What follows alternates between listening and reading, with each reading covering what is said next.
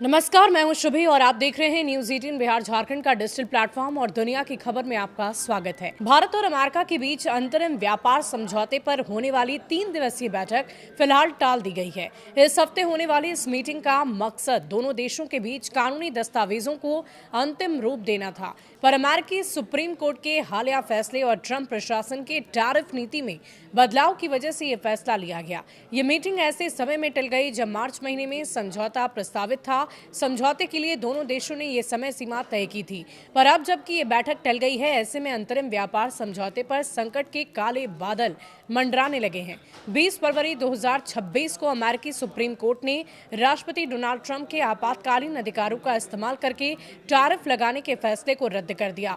अदालत ने कहा है कि टैरिफ नीति जैसे बड़े फैसले कांग्रेस के दायरे में आते हैं, न कि राष्ट्रपति के इस फैसले से हड़कंप मच गया था। फिर भी ट्रंप नहीं माने। सुप्रीम कोर्ट के इस फैसले के बाद राष्ट्रपति ट्रंप प्रशासन ने ट्रेड एक्ट 1974 की धारा 122 का सहारा लिया। इसके तहत टैरिफ दरें 15% तक सीमित हैं और ये सिर्फ 150 दिनों के लिए लागू हो सकती है। लेकिन अब ट्रंप धारा 338 लगाने पर भी विचार विमर्श कर रहे हैं, जो 1930 के टैरिफ एक्ट के तहत 50% तक टैरिफ लगाने की अनुमति देती है। अमेरिका में अभी स्थिति अनिश्चित है।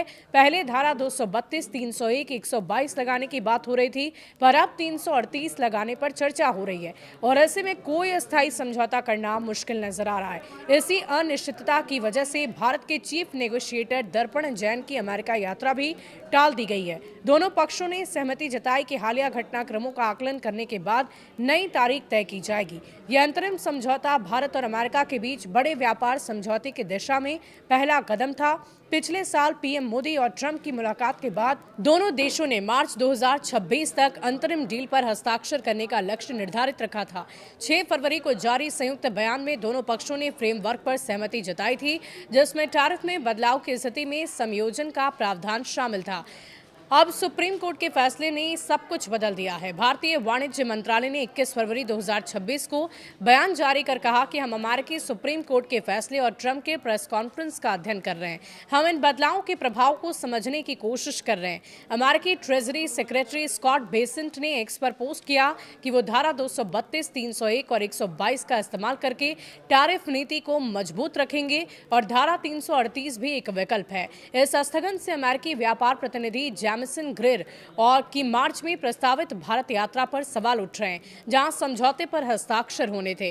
अमेरिकी सुप्रीम कोर्ट में टैरिफ को चुनौती देने वाले वकील नील कात्याल ने कहा कि अगर ट्रंप को अपनी नीति पर इतना भरोसा है तो उन्हें कांग्रेस से मंजूरी लेनी चाहिए। भारत के लिए ये मौका अपनी शर्तों पर बातचीत करने का है, लेकिन अनिश्चितता दोनों पक्षों को प्रभावित कर रही है।